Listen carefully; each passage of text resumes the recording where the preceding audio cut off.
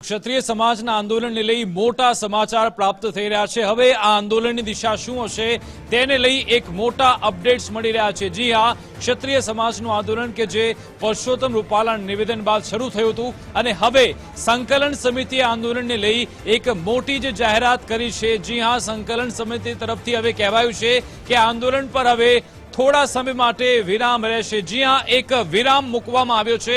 સંકલન સમિતિના પ્રવક્તા કરણસિંહ ચાવડાએ જાહેરાત કરી છે કે જે આ વિરામ છે જો કે પૂર્ણ વિરામ નથી, એટલે કે હવે આવનારા સમયમાં ફરી એકવાર આંદોલન શરૂ થશે, પરંતુ લોકસભા ચૂંટણી પત્યા બાદ થોડા સમય માટે અહીંયા વિરામ આપવામાં આવ્યો છે તેવી કરણસિંહ ચાવડા તરફથી અત્યારે જાહેરાત કરવામાં આવી છે।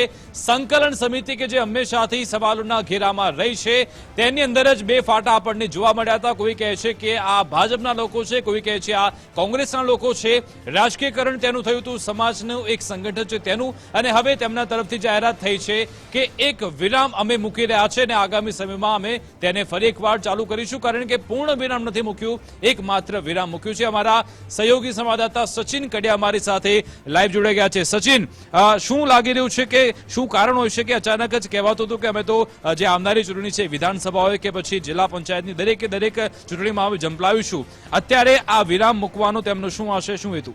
जी ચોક્કસથી વિકાસ, ખાસ વાત કરીએ તો સંકલન સમિતિ દ્વારા જે પુરુષોત્તમ રૂપાલાના વિવાદ બાદ જે દેખાવો અને જે રીતે વિરોધ કરવામાં આવ્યો હતો તે બાદ ફરી એકવાર ચૂંટણી સમયે પણ જેવી જાહેરાત કરી હતી કે ભાજપ વિરુદ્ધ મતદાન કરશે। ત્યારબાદ જે પાર્ટ 1 અને પાર્ટ 2 થયા હતા અને પાર્ટ 3ની તેઓ જાહેરાત કરવાના હતા, એટલે કે આવનારી જે વિધાનસભાની ચૂંટણીઓ છે, કોર્પોરેશનની ચૂંટણીઓ છે, જિલ્લા પંચાયતની ચૂંટણીઓ છે, જે ગ્રામ્ય સ્તરની ચૂંટણીઓ છે, તે તમામ ચૂંટણીમાં પણ અમે હવે ભાજપ વિરુદ્ધ મતદાન કરીશું, પાર્ટ 3ની વાત કરી હતી। પરંતુ ક્યાંક ને ક્યાંક આજે જે રાજપૂત સમાજ સંકલન સમિતિ દ્વારા એક બેઠક અને એક પ્રેસ કોન્ફરન્સ કરવામાં આવી હતી, કરણસિંહ દ્વારા જાહેરાત કરવામાં આવી હતી કે હાલ પૂરતું આ જે સંકલન સમિતિનું જે રાજપૂત સમાજોનું આંદોલન છે તે વિરામ મૂકવામાં આવ્યો છે, અલ્પ વિરામ નથી મૂકવામાં આવ્યો, એટલે હાલ પૂરતી આંદોલનની કોઈ પાર્ટ 3 ભાગ ભજવાતો નથી, તે રીતે અત્યારે હાલ વિરામ મૂકવામાં આવ્યો છે, પરંતુ આંદોલન ચાલુ રહેશે તેવી અત્યારે હાલ વાતચીત કરી હતી। હાલ પૂર્ણ વિરામ મુકાયો નથી, અલ્પ વિરામ મુકાયો છે એવી વાત છે। બિલકુલ, આભાર સચિન તમામ જાણકારી આપવા બદલ। તો આ વિરામ છે, પૂર્ણ વિરામ નથી, આગામી સમયમાં પણ આંદોલન ચાલુ રહેશે તેવું ક્ષત્રિય સમાજ તરફથી કહેવામાં આવ્યું છે।